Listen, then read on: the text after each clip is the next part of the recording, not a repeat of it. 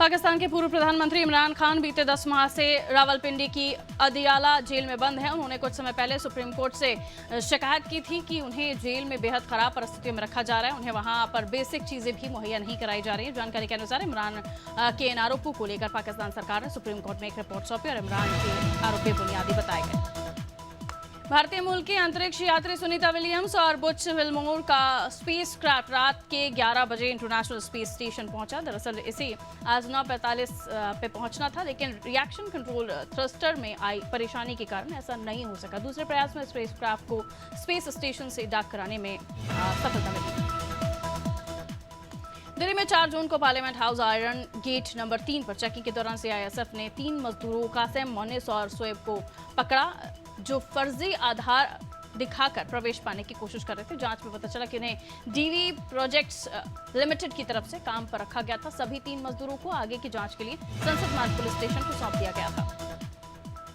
बीते 2 जून से आंध्र प्रदेश बिना आधिकारिक पूर्ण राजधानी के ही काम कर रहा है, लेकिन 12 जून से राज्य को पहली आधिकारिक राजधानी मिल जाएगी। हैदराबाद से करीब 510 किलोमीटर दूर बसी अमरावती ही आंध्र की नई राजधानी होगी। यही तेलुगु देशम पार्टी चीफ चंद्रबाबू नायडू चौथी बार सीएम पद की शपथ लेंगे।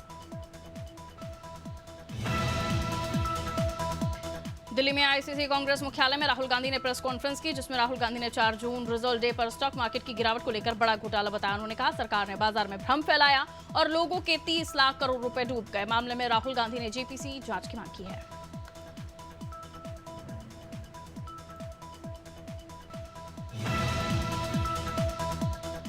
दिल्ली की राउज एवेन्यू कोर्ट ने केजरीवाल की अंतरिम जमानत याचिका खारिज कर दी। कोर्ट का कहना है कि केजरीवाल ने लोकसभा चुनाव के दौरान जमकर प्रचार किया। इसका मतलब वो गंभीर बीमारी से पीड़ित नहीं है। दरअसल केजरीवाल ने मेडिकल ग्राउंड पर 7 दिन के अंतरिम जमानत की मांग की थी। सुनवाई करते हुए जज कावेरी बावेजा ने कहा केजरीवाल को टाइप 2 डायबिटीज है। लोकसभा चुनाव 2024 में कुल वोटिंग का आंकड़ा जारी कर दिया है। इस बार कुल मिलाकर 65.79% मतदान दर्ज किया गया। ये 2019 चुनाव के मुकाबले 1.61% कम है। पिछली बार कुल आंकड़ा 67.40 था। असम में सबसे ज्यादा 81.56% मतदान हुआ, जबकि बिहार में सबसे कम 56।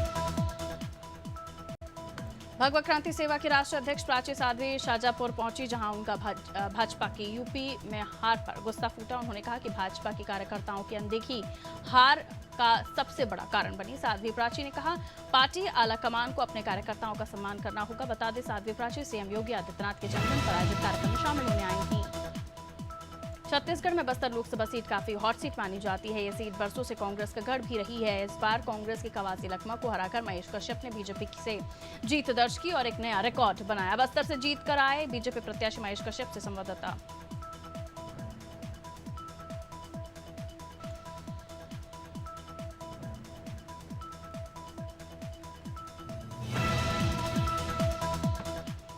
संभल के कलेक्ट्रेट सभागार में जिलाधिकारी मनीष बंसल की अध्यक्षता में बाढ़ की तैयारियों के संबंध में स्टीयरिंग ग्रुप की समीक्षा बैठक हुई, जिसमें एक्सईएन बाढ़ खंड उमेश चंद ने जिले में स्थित तटबंध के विषय में जिलाधिकारी को जानकारी दी। जिलाधिकारी ने सभी संबंधित अधिकारियों को 1 माह में तैयारियों को पूरा करने के निर्देश दिए। इस मौके पर अपर जिलाधिकारी, मुख्य पशु चिकित्सा अधिकारी, डिप्टी कलेक्टर समेत कई अधिकारी मौजूद रहे।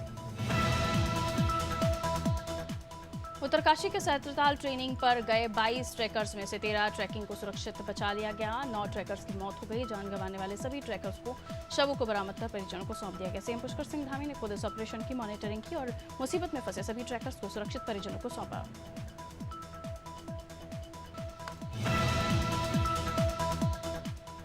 भोपाल में लूट के मामले थमने का नाम नहीं ले रहे हैं। ताजा मामला खजूरी थाना क्षेत्र का है, जहां एक पेट्रोल पंप मैनेजर के साथ 3 युवकों ने लूट की वारदात को अंजाम दिया। दरअसल शाम को मैनेजर पेट्रोल पंप का पैसा बैंक में जमा करने गया था। इस बीच 3 युवक उसका बैग छीनकर फरार हो गए। कमिश्नर हरिनारायण चारी मिश्र का कहना है कि आसपास लगे सीसीटीवी फुटेज खंगाले जा रहे हैं। जल्द आरोपी गिरफ्तार कर लिया जाएगा। कवर्धा में एक चिकन सेंटर में खाना खाने पहुंचे एक युवक की कर्मचारियों ने लात घूंसों से पिटाई कर दी। दरअसल युवक ने जो ऑर्डर किया था उसे नहीं मिला, जिस पर युवक की कर्मचारियों से बहस हो गई। बात इतनी बढ़ गई कि 10-12 कर्मचारियों ने युवक की धुनाई कर डाली, जिससे युवक के सर पर गंभीर चोटें आई। पुलिस ने आरोपियों के खिलाफ मामला दर्ज कर लिया है। बहराइच में नशे के खिलाफ ड्रग विभाग ने बड़ी कार्रवाई की। दरअसल इंडो नेपाल बॉर्डर रूपीडीहा पर कोल्ड ड्रिंक की दुकान पर नशे का कारोबार चल रहा था। सूचना पर ड्रग विभाग के अधिकारी समेत तहसीलदार मौके पर पहुंचे। विभाग की इस कार्रवाई से तस्करों और व्यापारियों में हड़कंप मच गया। फिलहाल नेपाल बॉर्डर पर दुकानों की तलाशी ली जा रही है।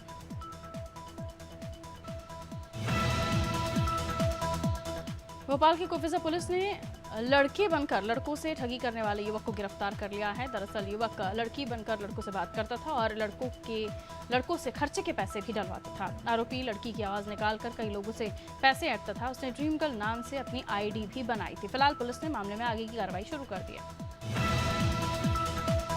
बटियागढ़ के पेमुखेड़ा गांव में अज्ञात कारणों के चलते युवक ने सल्फास की गोली खाकर आत्महत्या की कोशिश की। परिजन युवक को इलाज के लिए बटियागढ़ स्वास्थ्य केंद्र लाए, जहां से प्राथमिक उपचार के बाद उसे गंभीर हालत में जिला अस्पताल दमोह रेफर कर दिया गया।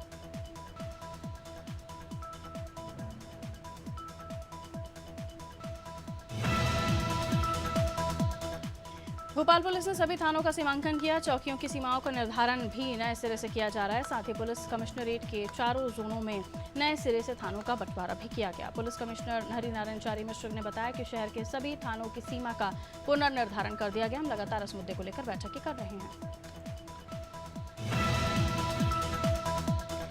देवास के वार्ड 3 में पानी की समस्या से जूझ रहे लोगों ने भी रोड पर चक्का जाम कर दिया और नगर निगम प्रशासन के खिलाफ जमकर नारेबाजी की। लोगों का कहना है कि कई दिनों से उनके वार्ड में पानी की समस्या बनी हुई है। नगर निगम और स्थानीय पार्षद से शिकायत करने के बाद भी कोई सुनवाई नहीं हो रही है। लोगों ने पानी की समस्या को जल्द दूर करने की मांग की।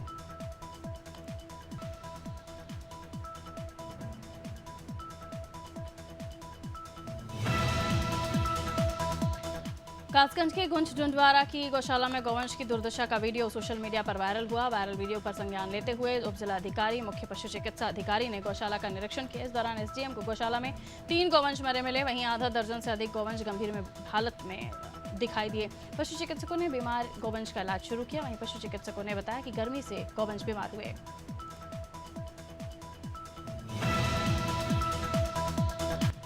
बरेली जिलाधिकारी रविंद्र कुमार ने जिला अस्पताल का औचक निरीक्षण किया और अस्पताल में भर्ती मरीजों से सुविधाओं के बारे में जानकारी ली। डीएम ने कहा अस्पताल में आने वाले मरीजों को समुचित इलाज मुहैया कराया जाए। वहीं ओपीडी रजिस्ट्रेशन काउंटर पर अधिक भीड़ देखकर डीएम ने सीएमओ को काउंटर पर स्टाफ बढ़ाने के निर्देश दिए। साथ ही अनुपस्थित डॉक्टर के खिलाफ कार्रवाई की बात कही। जबलपुर में पाटन पुलिस ने बुजुर्ग की हत्या का खुलासा किया है। मामले में पुलिस ने 2 आरोपियों को गिरफ्तार किया। पुलिस ने आरोपियों से लूटे गए जेवर भी बरामद कर लिए हैं। आपको बता दें आरोपियों ने बुजुर्ग सियाबाई की हत्या कर शव नाले में फेंक दिया था। फिलहाल पुलिस आरोपियों की तलाश कर रही है।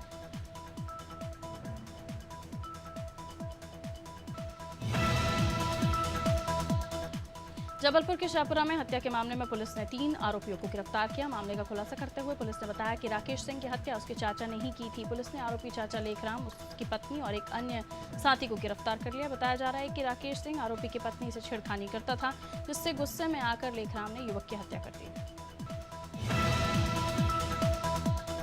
बालाघाट जिले के वारासिवनी थाना अंतर्गत ग्राम कायदी में 4 जून को आपसी रंजिश के चलते मुकेश बनोटे नामक युवक ने राकेश तिल्हारे को गोली मार दी थी, जो गंभीर रूप से घायल हो गया और इस समय नागपुर में जीवन के लिए संघर्ष कर रहा है। एएसपी विजय डाबर ने बताया आरोपी युवक मुकेश बनोटे की पत्नी के साथ पीड़ित राकेश तिल्हारे से अवैध संबंध थे।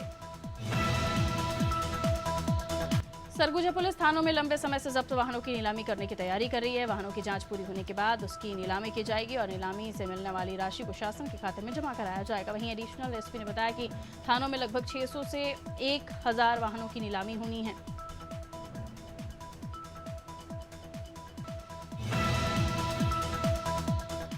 रीवा में संजय गांधी अस्पताल के सिक्योरिटी गार्ड हड़ताल पर बैठे हैं। दरअसल सिक्योरिटी गार्ड कोरोना काल में आयुष्मान का लाभ न मिलने से नाराज है। सिक्योरिटी गार्ड का आरोप है कि अस्पताल के सफाई कर्मी और वार्ड बॉय को योजनाओं का लाभ मिला, सिर्फ सिक्योरिटी गार्ड से सौतेला व्यवहार किया गया। सिक्योरिटी गार्ड्स का कहना है अगर योजनाओं का भुगतान नहीं किया गया तो अनिश्चितकालीन हड़ताल करेंगे। उत्तराखंड से युवकों को नौकरी के नाम पर साइबर फ्रॉड के मामले में मुख्यमंत्री पुष्कर सिंह धामी ने संज्ञान लिया। सीएम ने देहरादून पुलिस को कार्रवाई करने के निर्देश दिए। एसएसपी ने बताया कि गुजरात निवासी एजेंट पीड़ित और 7 अन्य युवकों को नौकरी के बहाने बैंकॉक ले गया, फिर युवक को अगवा कर म्यांमार में बंधक बनाकर साइबर फ्रॉड कराया गया। इंदौर में विश्व पोहा दिवस मनाने के उद्देश्य से राजवाड़ा पर कार्यक्रम का आयोजन हुआ। कार्यक्रम में आए सभी लोगों को निःशुल्क पोहे खिलाए गए। इस मौके पर मंत्री कैलाश विजयवर्गीय, महापौर पुष्यमित्र भार्गव, विधायक रमेश मेंदुला और गोलू शुक्ला शामिल हुए। मीडिया से चर्चा करते हुए मंत्री कैलाश विजयवर्गीय ने बचपन के दिन याद किए और लोगों से बच्चों को पोहा खाने के लिए प्रेरित करने की अपील की। गोटी गांव के कुम्हड़ा खेड़ा में खाद के लिए मारामारी मची हुई है। यहां पर किसानों को लंबा इंतजार करना पड़ा। भीषण गर्मी में किसानों को काफी परेशानी होती है। वहीं बड़े किसानों पर मेहरबानी करके छोटे किसानों के लिए लंबी लाइन लगा दी जाती है।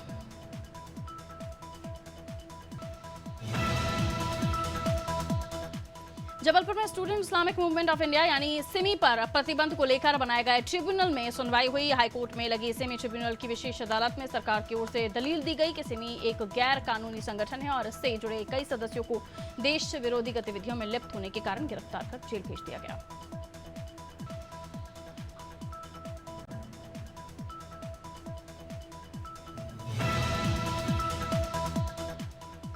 खटीमा में उधम सिंह नगर के पुरानी तहसील की बिल्डिंग को प्रशासन ने बिना टेंडर के ही गिरा दिया। उप जिलाधिकारी रविंद्र सिंह बिष्ट का कहना है कि आचार संहिता के कारण इसका टेंडर नहीं पड़ पाया। अब इसका मलबा उठाने के लिए टेंडर किया जाएगा, लेकिन बिल्डिंग का मलबा भी शासन ने हटा दिया। अब देखना होगा प्रशासन किस चीज का टेंडर करेगा।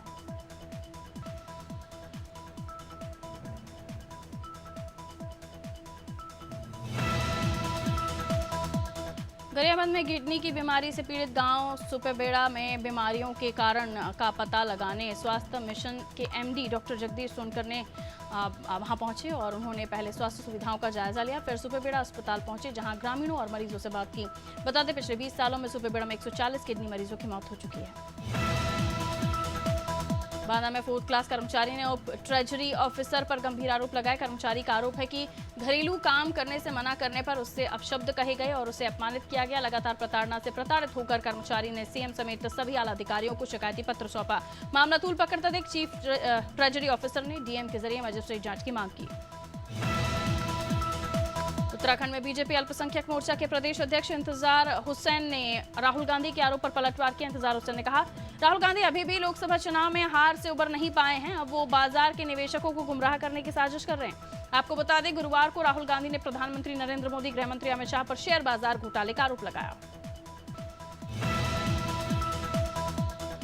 उत्तराखंड की कालू सैयद बाबा दरगाह पर वन विभाग ने बड़े वाहनों पर रोक लगा दी है। दरगाह की कमेटी को दरगाह के आसपास आगजनी और गंदगी न करने की चेतावनी दी। बता दें, ये दरगाह जंगल के बीच स्थित, लेकिन कुछ लोग यहां दरगाह के नाम पर जंगलों में घुस जाते हैं और वन संपत्ति को नुकसान पहुंचाने की कोशिश करते हैं। इसको देखते हुए डीएफओ प्रकाश चंद्र आर्य ने यह फैसला लिया। मध्य प्रदेश में नमामि गंगे अभियान चलाया जा रहा है। इस अभियान के तहत बीजेपी नेता अलग अलग जगहों पर नदी, झील, तालाब की सफाई कर रहे हैं। ऐसे में महापौर मालती राय सीरीन नदी पहुंची, उन्होंने झील की साफ सफाई की। इस मौके पर निगम आयुक्त, एमआईसी सदस्य समेत कई लोग मौजूद रहे।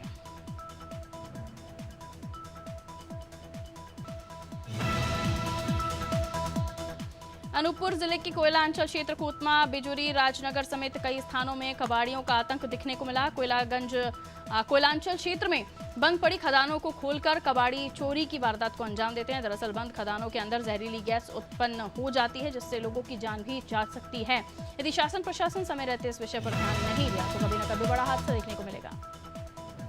महासमुंद पुलिस ने एक बार फिर आबकारी विभाग की पोल खोल दी। पुलिस ने सरकारी शराब का अवैध परिवहन करने वाले 3 लोगों को गिरफ्तार किया। पुलिस ने आरोपियों से 25 लीटर शराब और बाइक बरामद किया। आबकारी अधिनियम के तहत की कार्रवाई, आरोपियों की जेल भेजा जा रहा है।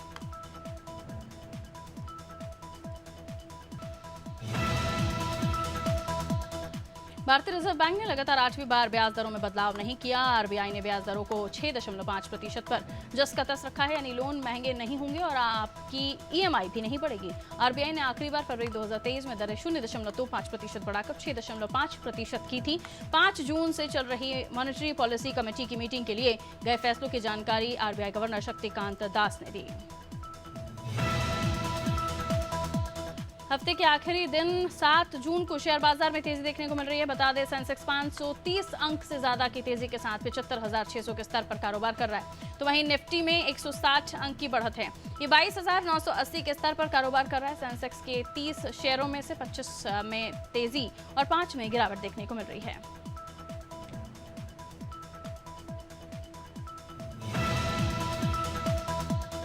T20 वर्ल्ड कप में आज कनाडा और आयरलैंड के बीच मैच होगा। मैच न्यूयॉर्क के नासाउ काउंटी स्टेडियम में रात 8 बजे से खेला जाएगा, जिसमें विकेटकीपर के रूप में लॉर्कन टकर और बल्लेबाज के तौर पर पॉल स्टर्लिंग, एंड्रू बर्नी, हैरी ट्रैकर और निकोलस केप्टन को शामिल कर सकते हैं। T20 वर्ल्ड कप के 11वें मैच में अमेरिका ने टॉस जीतकर गेंदबाजी चुनी। पाकिस्तान की तरफ से बाबर आजम ने सबसे ज्यादा 44 रन बनाए। आखिर ओवर में शाहीन के छक्कों की मदद से पाकिस्तान ने अमेरिका को 160 रन का टारगेट दिया। सुपर ओवर में सौरभ नेत्रालवाकर ने 18 रन डिफेंड करके अमेरिका को जीत दिलाई।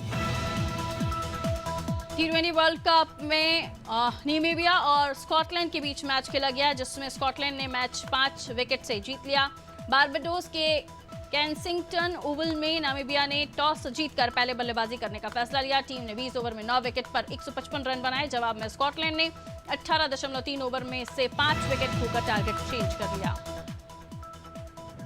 भारत की राष्ट्रीय फुटबॉल टीम के कप्तान सुनील छेत्री ने आखिरकार अंतर्राष्ट्रीय फुटबॉल से संन्यास ले लिया। छेत्री ने अपना आखिरी मैच गुरुवार को फीफा विश्व कप 2026 क्वालीफायर में भारत और कुवैत के बीच खेला। 39 साल के छेत्री की क्रिस्टियानो रोनाल्डो, अली डेई और लियोनेल मेसी के बाद दुनिया में चौथा सबसे ज्यादा गोल करने वाले खिलाड़ी माना जाता है। राजकुमार राव और जानवी कपूर की मिस्टर एंड मिसेस माही को रिलीज हुए 1 हफ्ता हो गया है। फिल्म ने बॉक्स ऑफिस पर मजबूत शुरुआत की थी, लेकिन अच्छी शुरुआत करने के बाद इस फिल्म का बिजनेस गिरता चला गया। वहीं अब इस फिल्म की रिलीज के साथ दिन की कमाई 1.75 करोड़ रुपए है। इसी के साथ मिस्टर एंड मिसेस माही का 7 दिनों का कुल कलेक्शन 24.45 करोड़ रुपए है। अक्षय कुमार और टाइगर श्रॉफ की बड़े मियां छोटे मियां रिलीज के कुछ ही घंटों बाद लीक हो गई। रिपोर्ट्स की माने तो इस फिल्म के लिए OTT प्लेटफॉर्म नेटफ्लिक्स से तगड़ी डील की गई थी और सब्सक्रिप्शन के बाद फिल्म को OTT प्लेटफॉर्म पर उपलब्ध कराया गया था। अब कई वेबसाइट्स पर फिल्म अवैध रूप से लीक हो चुकी है। दक्षिण पश्चिम मानसून के आज बस्तर पहुंचने की संभावना है। गुरुवार को मानसून कर्नाटक, महाराष्ट्र, तेलंगाना, तटीय आंध्र प्रदेश, पश्चिमी बंगाल के ज्यादातर हिस्सों में सक्रिय हो गया है। रायपुर में 11-12 जून को मानसून दस्तक दे सकता है। छत्तीसगढ़ में मानसून पहुंचने की तय तारीख 10 जून है। मौसम विभाग ने आज रायपुर समेत कई जिलों में बारिश का अलर्ट जारी किया।